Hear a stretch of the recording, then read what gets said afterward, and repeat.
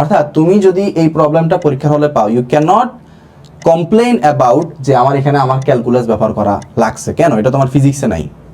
তোমাদের কাছে আমার লাস্ট একটা প্রশ্ন, যে কেউ আমাকে হয়তো জিজ্ঞাসা করতে পারে যে ভাই এই ম্যাথটা তো আমাদের গতানুগতিক বইতে নাই, তো আমাকে একটা জিনিস উত্তর দাও, এই ম্যাথটা সলভ করতে গিয়ে কি আমরা আমাদের জানা কোনো কনসেপ্ট ছাড়া অজানা কোনো কনসেপ্ট ব্যবহার করছি যেটা আমাদের সিলেবাসে নাই?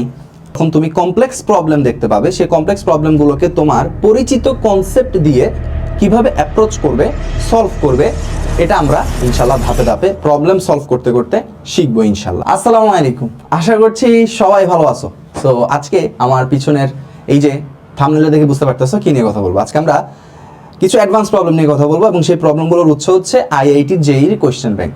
সো প্রথমেই বলে রাখি, এই প্রবলেমগুলো তাদের জন্য যারা অলরেডি তোমাদের এইচএসসি ফিজিক্সের সকল পড়া তোমাদের শেষ, অর্থাৎ তোমরা এখন চাইলেই কিছু অ্যাডভান্স প্রবলেম ট্রাই করতে পারো, তোমাদের ব্রেইনটাকে একটু স্ট্রং করতে পারো বা স্ট্রং করতে চাও, বা অনেকেই আছো যারা অলিম্পিয়াডে ভালো করতে চাও, তাদের জন্য এই ভিডিওটা অনেক বেশি হেল্পফুল হবে। যখন তুমি কমপ্লেক্স প্রবলেম দেখতে পাবে, সেই কমপ্লেক্স প্রবলেমগুলোকে তোমার পরিচিত কনসেপ্ট দিয়ে কিভাবে অ্যাপ্রোচ করবে, সলভ করবে, এটা আমরা ইনশাল্লাহ ধাপে ধাপে প্রবলেম সলভ করতে করতে শিখবো ইনশাল্লাহ।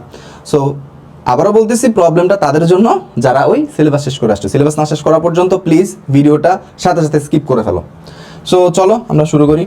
দেখো, প্রথম আমাদের এই যে একটা ম্যাথ, খুবই সুন্দর একটা ম্যাথ, যেটা আমাদের 2016 সালের মেইনসের একটা প্রবলেম, একটা গ্রাফিক্যাল ম্যাথ। তো খেয়াল করো কি বলা আছে, যে n moles of an ideal gas, অর্থাৎ n মোল, n সংখ্যক মোলের একটা আইডিয়াল গ্যাস তোমার কাছে আছে। an ideal gas undergoes a process, অর্থাৎ এটা একটা প্রসেসের মধ্য দিয়ে যায়, যে প্রসেসটা কই থেকে কই কাজ করতেছে, এ থেকে B, as shown in the figure। অর্থাৎ আমার এই ফিগারের মধ্যে এ থেকে বি, খেয়াল করে দেখো, এ থেকে বি তে একটা প্রসেস হচ্ছে n মোল একটা আইডিয়াল গ্যাসের জন্য।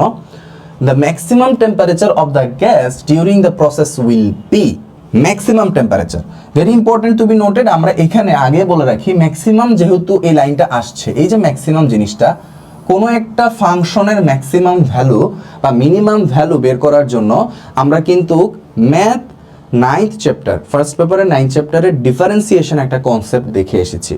সো যখনই তুমি এই ম্যাক্সিমাম টেম্পারেচার এই ওয়ার্ডটা দেখবা, সাথে সাথে তোমার মাথায় আমার মনে হয় এই জিনিসটা ক্লিক করা উচিত যে আমার হয়তো এখানে ডিফারেন্সিয়েশন ব্যবহার করতে হবে। কারণ আমরা একটা জিনিসের ম্যাক্সিমাম ভ্যালু, একটা ফাংশনের ম্যাক্সিমাম ভ্যালু, যেহেতু আমরা এখানে চলক নিয়ে কথা বলতেছি, তার মানে এখানে ফাংশনও থাকবে। ফাংশন থাকা মানে ফাংশনের সর্বোচ্চ মান বের করতে হলে অবশ্যই ডিফারেন্সিয়েশন ব্যবহার করতে হবে, যে ডিফারেন্সিয়েশন ইজ ইকুয়াল টু 0 ধরে সেখান থেকে আমরা সর্বোচ্চ মান বের করব। সো এই জিনিসটা দেখার সাথে সাথে তোমাদের মাথায় আসা উচিত যখনই তোমরা এই টাইপের একটা অ্যাডভান্স প্রবলেম পাবা।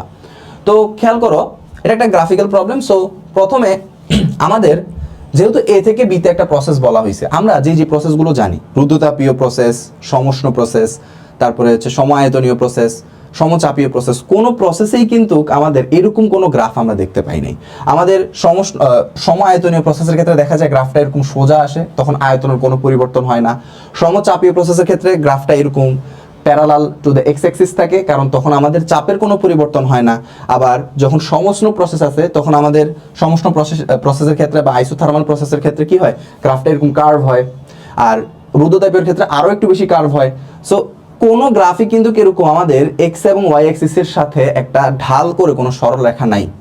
তার মানে এটা কিন্তু আমাদের পরিচিত চারটা প্রসেসের কোনো প্রসেস না। তার মানে এই প্রসেসের জন্য যদি আমাদের কোনো ইকুয়েশন বের করতে হয়, তাহলে এই গ্রাফ থেকে ইকুয়েশনটা বের করতে হবে using the concept of straight line. তাহলে স্ট্রেট লাইনের কনসেপ্ট যদি আমরা ব্যবহার করি, তাহলে আমরা খুব সহজে এটার ইকুয়েশনটা বের করতে পারি। তো ফার্স্ট আমাদের কাজ হচ্ছে ইকুয়েশনটা বের করা। তো খেয়াল করো, এই যে এ বিন্দু আছে, এ বিন্দুর স্থানাঙ্ক যদি তুমি খেয়াল করো, স্থানাঙ্ক হচ্ছে তোমার v0, 2v0, সরি 2p0। আর বি বিন্দুর স্থানাঙ্কটা হচ্ছে কি বলতো, 2v0, p0। তাহলে প্রথমে আমার এই প্রসেসটাকে বের করার জন্য তার ইকুয়েশনটা বের করতে হবে, অর্থাৎ সে কোন ইকুয়েশন ফলো করে এই কাজটা করতেছে। মানে আমার এই যে প্রসেসটার কথা বলা হলো যে আন্ডারগোজ আ প্রসেস, এই প্রসেসের জন্য আমার ভ্যালিড ইকুয়েশন কি, সেই ভ্যালিড ইকুয়েশনটা আমাদের বের করতে হবে using the concept of straight line. তো স্ট্রেট লাইনের কনসেপ্ট ইউজ করে আমরা জানি যে দুইটা বিন্দুর মধ্যে দুইটা বিন্দুর স্থানাঙ্ক যদি দিয়ে দেয়, তাহলে আমরা যেভাবে বের করতে পারি, যেই কনসেপ্ট আমরা ইউজ করি সেটা কি, সেটা হচ্ছে, খেয়াল করো, সেটা হচ্ছে এরকম, সেটা হচ্ছে আমাদের এরকম যে x minus x1 by x1 minus x2 is equal to y minus y1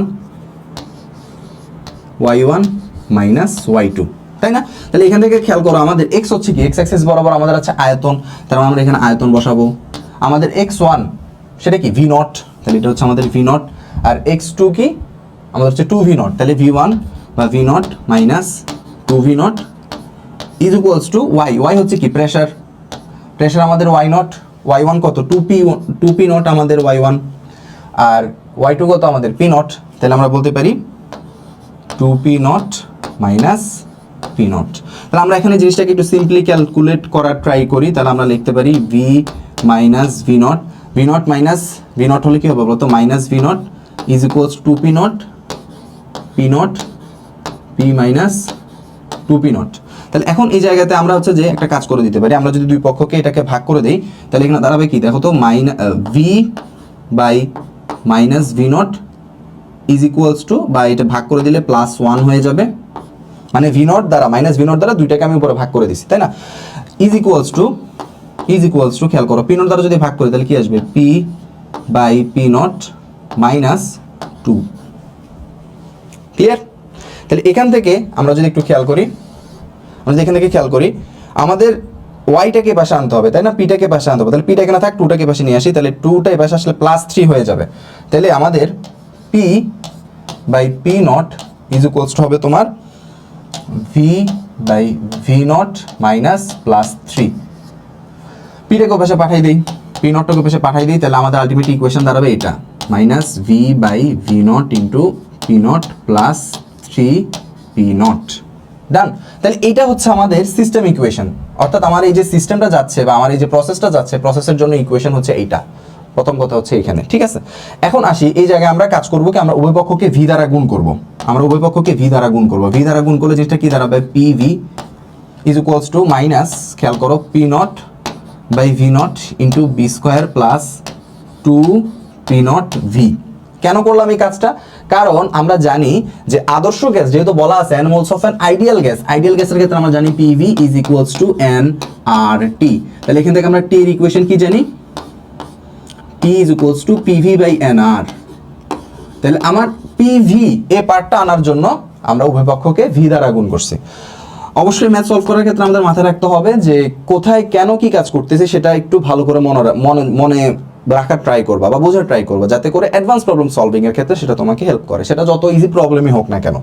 তো দেখো আমরা যদি পিভি বাই এনআর করি, মানে দুইটা পক্ষকে যদি এনআর দ্বারা ভাগ করে দেই তাহলে তো আমার টি চলে আসতেছে, খেয়াল করো পিভি বাই এনআর, দুই পক্ষকে আমি এনআর দ্বারা ভাগ করলাম, P nought by V nought into V square by NR plus 3p0v by NR. Next আমরা এই জিনিসটাকে এখন ডিরেক্টলি বলতে পারি এটা হচ্ছে আমাদের টেম্পারেচার, অর্থাৎ আমরা আমাদের টেম্পারেচার ইকুয়েশনটা পেয়ে গেছে। সো খেয়াল করে দেখো আমাদের বের করতে বলা হয়েছে যে ম্যাক্সিমাম টেম্পারেচার, অর্থাৎ আমরা টেম্পারেচারের যে ফাংশনটা পাইছি সেই ফাংশন থেকে আমাদের এখন ম্যাক্সিমাম টেম্পারেচার বের করতে হবে। সো ম্যাক্সিমাম টেম্পারেচার বের করতে আমি শুরুতেই বলছিলাম যে কোনো একটা ফাংশনের ম্যাক্সিমাম বের করা মানেই হচ্ছে সেই ফাংশন থেকে কি বের করা, ডিফারেন্সিয়েশনের মাধ্যমে তার যে সর্বোচ্চ বিন্দু বা সর্বোচ্চ মানের বিন্দু, সেই সর্বোচ্চ মানের বিন্দু এবং সর্বনিম্ন মানের বিন্দুটা বের করা, ঠিক আছে, বা লঘুমান বা গুরুমানের পয়েন্ট বের করা। তো খেয়াল করো এখন আমরা যদি আমাদের যে ইকুয়েশনটা আছে ইকুয়েশনে আমরা একটু খেয়াল করি,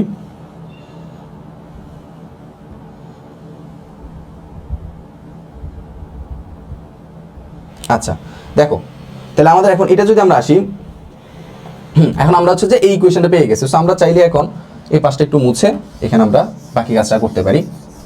দেখো তাহলে এই জায়গায় আমরা করতেছি কি এখন, তাহলে আচ্ছা পুরোটাই মুছে ফেলি এখানে। দেখো এখানে এখন আমরা করবো ডিফারেন্সিয়েশন। ডিফারেন্সিয়েশনটা কিভাবে করব, কেন ডিফারেন্সিয়েশন করব, কারণ ওই যে বললাম ম্যাক্সিমাম ভ্যালু, তোমার কাছে একটা ফাংশন দেয়া আছে, তাপমাত্রার একটা ফাংশন দেয়া আছে, সেখানে চলক হচ্ছে ভি। খেয়াল করো এখানে চলক হচ্ছে কি ভি, কারণ আমার এক্স অ্যাক্সিসে ভি আছে, আমার ভ্যারিয়েবল ইন্ডিপেন্ডেন্ট ভ্যারিয়েবল হচ্ছে ভি। তাহলে ইন্ডিপেন্ডেন্ট ভ্যারিয়েবল ভি এর সাপেক্ষে যদি আমি ডিফারেন্সিয়েট করতে পারি তখন আমি বুঝতে পারবো যে কোন আয়তনের জন্য আমি তাপমাত্রা সর্বোচ্চ পাবো, কারণ এই প্রসেসের প্রত্যেকটা পয়েন্টেই তো তাপমাত্রার মান আছে, কিন্তু কোন প্রসেস বা কোন পয়েন্টের মধ্যে তাপমাত্রার মান সর্বোচ্চ সেটা বের করতে হলে তোমাকে কি বের করতে হবে, ওই পয়েন্টটা বের করতে হবে, সেই পয়েন্টের আয়তন বের করতে হবে। তো ওকে, তাহলে আমরা ফার্স্টে কি করব, ডিফারেন্সিয়েট করব, এইটাকে আমরা এখন ডিফারেন্সিয়েট করব, ডিটি বাই ডিভি এটা ডিফারেন্সিয়েট করে সেই ডিফারেন্সিয়েশনের ভ্যালুটাকে আমাদের 0 বসাইতে হবে। এটা কেন বসাইছি? ওই যে দ্য কনসেপ্ট অফ ম্যাথ ব্যবহার করে আমরা ম্যাথে জিনিসটা করে আসছি। সো দেখো এখন আমি যদি ডিফারেন্সিয়েট করি, একটু খেয়াল করো, আমি যদি ভি এর সাপেক্ষে এটাকে ডিফারেন্সিয়েট করি, খেয়াল করে দেখো, তাহলে এই যে দেখো এখানে কি আছে, ভি স্কয়ার আছে আর এখানে শুধু ভি আছে, আর বাকি সব কিছু কিন্তু constant, P not V nought N R, P not V nought N R, everything is constant, শুধু ভি হচ্ছে আমাদের ভ্যারিয়েবল। তাহলে ভি কে যদি ডিফারেন্সিয়েট করি, দেখো এখানে আসতে আসতে 2v, ভি স্কয়ারকে ডিফারেন্সিয়েট করলে 2v আসবে, বাকি সব কিছু যেভাবে আছে সেভাবেই থাকবে, ভি নট 2v বাই হচ্ছে কি এন আর, দেন প্লাস যদি চিন্তা করো ওটাকে যদি ডিফারেন্সিয়েট করো তাহলে সেই ক্ষেত্রে কি বাবা, ভি তো কাটাকাটি হয়ে যাবে, শুধু 3p nought by N R থাকবে, 3p nought by N R is equal to 0। কথা কি বুঝতে পারছি? তো আমরা দেখতে পাচ্ছি যে সমান সমান চিহ্নের দুই পাশে, এই পাশে 0 আছে আর এখানে দুইটাতে এন আর আছে, এন আর কে আমরা চাইলেই বাদ দিয়ে দিতে পারি, পি নটকে আমরা চাইলে বাদ দিয়ে দিতে পারি। তাহলে সেখান থেকে এখন যদি আমরা ভি এর ভ্যালুটা বের করতে চাই, খেয়াল করো আমাদের ভি এর ভ্যালুটা হবে 2v is equals to minus plus V naught, যেহেতু আমরা ওই পাশে চলে যাচ্ছি মাইনাসটা প্লাস হয়ে যাবে, ঠিক আছে? সিম্পল ক্যালকুলেশন, এটা সিম্পল ক্যালকুলেশন, কিচ্ছু না, ভয় পাওয়ার কিছু নাই। তার মানে এখন কিন্তু আমরা ভি এর একটা ভ্যালু পেয়ে গেছি, ভি এর ভ্যালু হচ্ছে তোমার ভি নট বাই 2। তাহলে এই তাপমাত্রায় বা এই আয়তনে আমরা কি পাবো বলো তো? এই আয়তনের মধ্যে আমরা সর্বোচ্চ পরিমাণ তাপমাত্রা পাবো।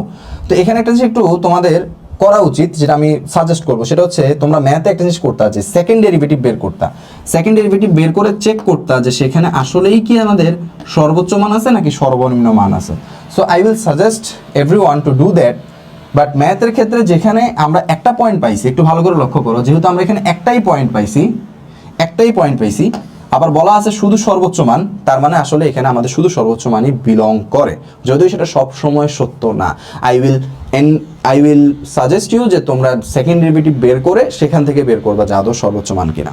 তো যদি তোমাদের পরীক্ষায় আসে, অ্যাডমিশন টেস্টে আসে, তো অধিকাংশ ক্ষেত্রে তোমরা এত সময়ও পাবা না, জায়গাও নাই। সো ওই ক্ষেত্রে তোমরা চাইলেই যে V is equals to V not by 2 এটা এখানে বসাই দেওয়ার মাধ্যমে, জাস্ট এখানে ইনপুট করার মাধ্যমে তোমরা খুব সহজেই সর্বোচ্চ টেম্পারেচারটা বের করতে পারবা। দেখো সর্বোচ্চ টেম্পারেচারটা বের করতে পারবা। তাহলে আমাদের এখান থেকে আমরা যদি টি ম্যাক্স বসাতে চাই, টি ম্যাক্স ইজ ইকুয়ালস টু কি হবে? দেখো ভি এর পরিবর্তে ভি নট বাই 2, তাহলে এখানে V not by 2 V square, এখানে হবে তোমার ভি নট বাই 2, এখানে একটা স্কয়ার চলে যাবে, তাহলে থাকতেছে কি, স্কয়ার থাকার কারণে একটা কাটাকাটি হবে। দেখো তাহলে ভি পি নট ঠিক থাকবে, উপরে থাকবে একটা ভি নট আর নিচে থাকবে কি তোমার 4nr plus 3p nought V not by 2, তাহলে নিচে একটা 2 আসবে nr। তো ক্যালকুলেট করলে যে মানটা আসবে সেটাই। আমরা যদি এখানে ক্যালকুলেশন করে দেখি, খেয়াল করো 1 বাই, আমাদের ক্যালকুলেশন হবে 3 বাই 2 মাইনাস 1 বাই 4, তাহলে সেখানে আমরা 5 বাই 4 ডিরেক্টলি পেয়ে যাই। আমাদের ম্যাক্সিমাম টেম্পারেচারটা হবে T max is equals to 5 by 4, এই যে P not V not by N R, P not V not by N R. So এই ম্যাথটা আমাদের প্রবলেম সলভ হয়ে গেছে। তো তোমাদের কাছে আমার লাস্ট একটা প্রশ্ন, যে কেউ আমাকে হয়তো জিজ্ঞাসা করতে পারে যে ভাই এই ম্যাথটা তো আমাদের গতানুগতিক বইতে নাই, তো আমাকে একটা জিনিস উত্তর দাও, এই ম্যাথটা সলভ করতে গিয়ে কি আমরা আমাদের জানা কোনো কনসেপ্ট ছাড়া অজানা কোনো কনসেপ্ট ব্যবহার করছি যেটা আমাদের সিলেবাসে নাই? তুমি বলতে পারো যে ভাই ডিফারেন্সিয়েশন দিয়ে তো আমরা কোনো ফিজিক্সের কোনো ম্যাথ সলভ করি না, কিন্তু ক্যালকুলাস ছাড়া ফিজিক্স অচল। অর্থাৎ তুমি যদি এই প্রবলেমটা পরীক্ষার হলে পাও, you can not complain about যে আমার এখানে আমার ক্যালকুলাস ব্যবহার করা লাগছে, কেন? এটা তো আমার ফিজিক্সে নাই, ফিজিক্সের সব জায়গায় ক্যালকুলাস আছে। সো আমরা এমন ম্যাথগুলোই প্র্যাকটিস করব, এমন ম্যাথগুলোই সলভ করব যেগুলোর কনসেপ্ট আমাদের বইতেই আছে, অথচ প্রবলেমগুলো একটু কমপ্লিকেটেড, একটু মানে চিন্তা করা লাগবে, এটাই আমরা ট্রাই করব, তাইলে আমাদের ব্রেইনটা আসলে এনরিচ করবে। সো এই হচ্ছে আমাদের প্রবলেমটা। নেক্সট আরও এরকম অনেক প্রবলেম নিয়ে আমরা কথা বলবো, প্রবলেম সলভিং স্ট্র্যাটেজি নিয়ে কথা বলবো। সো সবাই আমার সাথেই থাকো, আর আমার সেলেস্টিয়া ফিজিক্স বাই পড়ান এটাকে তোমরা সবাই সাবস্ক্রাইব করে রাখতে পারো। সবার জন্য অনেক বেশি ভালো হবে, সামনে আরও অনেক ভালো কনসেপ্ট নিয়ে তোমাদের সামনে আসবো ইনশাল্লাহ। সেই পর্যন্ত সবাই ভালো থেকো, আসসালামু আলাইকুম।